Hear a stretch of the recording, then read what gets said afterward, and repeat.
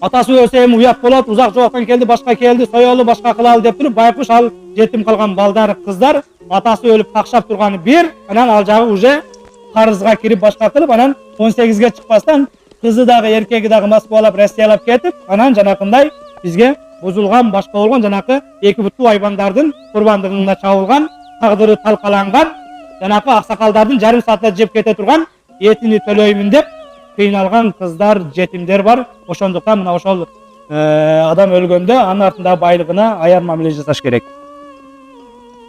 Ал жетимдер атамны ыйлап какшап турган маалында биздин атыбыздан карыз албагыла же биздин уйду сойбогула деп айта албайт. Адам өлгөндө башына бир кыйынчылык келгенде жанагы патриот туугандар пайда боло калат. Булардын урууну мен бийлейм, мен башкарам, кыла бергиле, мына мен жооп берем, башка кылам деп туруп, жанакы атасы өлүп жетим калып атканда сурабастан патыратып сое берген, уюштура берген, организация эте берген жанакындай 5-6 жанакындай эмнелер, аксакалдар болот. Ар бир көчөдө, ар бир немеде мына ошолор этиятташ керек. Анткени ошол балдарга зулумдук.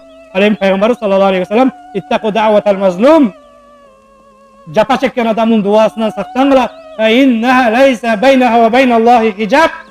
Зулум чеккен адам менен Аллах Тааланын ортосундагы дуасында тосмо жок дейт. О Раббим, өзүбүз атабыз өлүп жетим калсак, кошуналар келип дагы бизди бул бир жылкыга башкага каршы кылып кетти деп туруп ыйлап дуа кылган болсо, кыяматта жана жогоруда айткан кабырдан тирилгенде оозунан алоолонгон от учкундаган абалда тирилишти Кудай Таалам баарыбыздан сактасын.